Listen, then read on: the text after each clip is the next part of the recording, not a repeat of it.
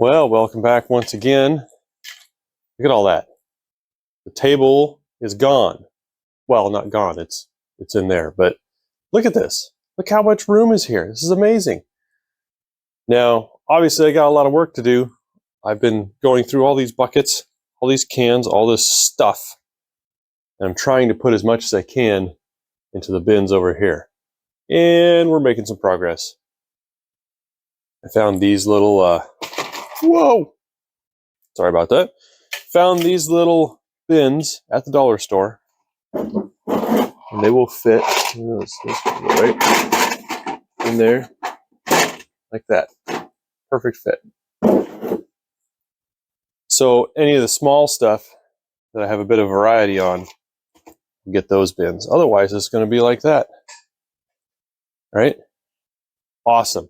Never been that organized with nuts and bolts. And I have way more than I thought I did, of course, because all of these had a handful of nuts and washers and bolts and screws and whatnot in them. Now, one thing I've been considering here is I'm going to move the air compressor into the other room. And it'd be really cool if I had a low toolbox that was wide, that fit under there. Because I rarely ever move the toolbox to work on something. It just doesn't happen. So if I had one that fit under there, I think that would be great. I can get one that's over 4 foot long. I might have to trim out a little bit of this board, but that's okay. You know, take an inch off there to fit a toolbox that's slightly too tall. That's okay. Now, while we're in here, Mustang, we have another 3D printed part. I know this seems like it's going really slow, but I'm just working on it as I have time. This is, I need to figure out how to make my support settings a little better because that support material is not wanting to come off of there. But this is a curved piece. It's supposed to fit on here nicely. And I think we're really, really close. We're going to clean up all this stuff, sand it.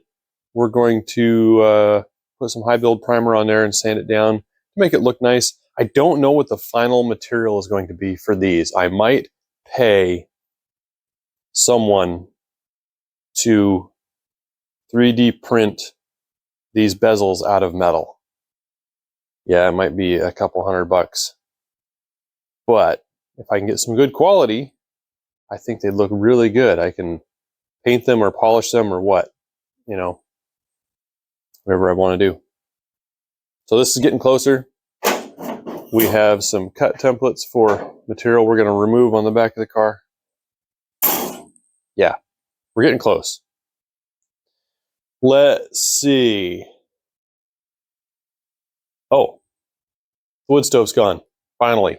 There's another 10 square feet of space I can use. Now, of course, when I say 10 square feet, the stove itself did not occupy 10 square feet. But if you have to kind of walk around things in your shop and it's kind of an obstacle, that means you can't put other things against it or near it.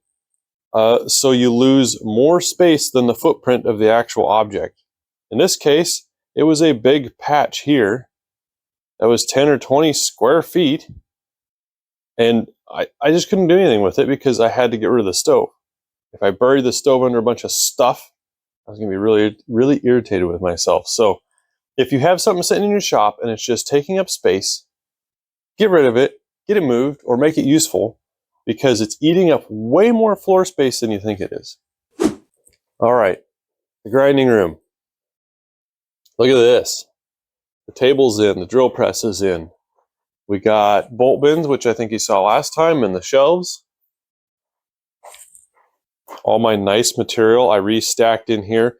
This was literally just a pile of stuff in the other room. This is so much better.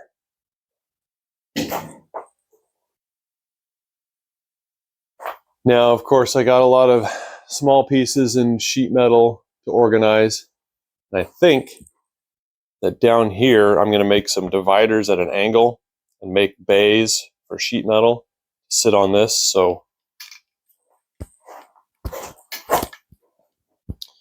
well, I guess, oh, that's kind of a bummer. It'd be blocked slightly by my clamps. Maybe I'll have to move the clamps, but I was thinking of having it so all the sheets slid in this way. Of course, I don't have big sheets. I have a lot of small stuff. No, wait. I do have big sheets in the other room.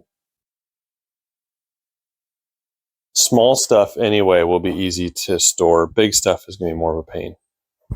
Oh, and I got my anvil mounted for the first time in ever. So that's another usable item. It's just a little baby anvil, you know, not very big. I don't know how much it weighs, maybe 30 pounds, 40 pounds, I don't know. But it's pretty old. It's pretty old. The top is pretty hard, even though it's not in great shape. I'm not exactly sure where this came from. This might be from a relative somewhere in the past. My dad had it for a while. Now I have it. But anyway, there it is.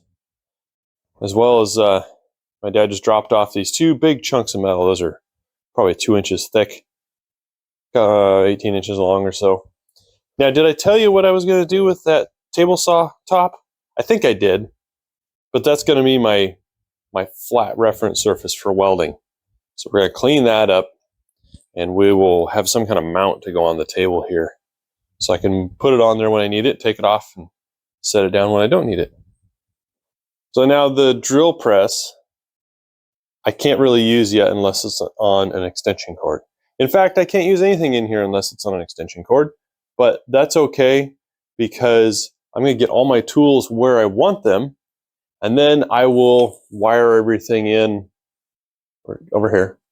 Wire everything in. We'll put a box on this wall. We'll probably put another box over there. I need something for my fan that I just put up. I'll show you that in a second. And we have to put power over there for the air compressor. And somewhere we need power for a welder. I might go right here on this wall just because the shorter run I can make from that breaker panel over there, the better. So, yeah. Wire is kind of expensive. It's a pain to handle that bigger wire, that 3 conductor with ground. I think that's what it is. Yeah. Oh, okay. Let's turn that thing on. Now, have you ever held on to parts, stuff kicking around under your workbench, stuff sitting on a shelf or in the corner? It's just been there forever and you never used it, and you're determined to use it someday?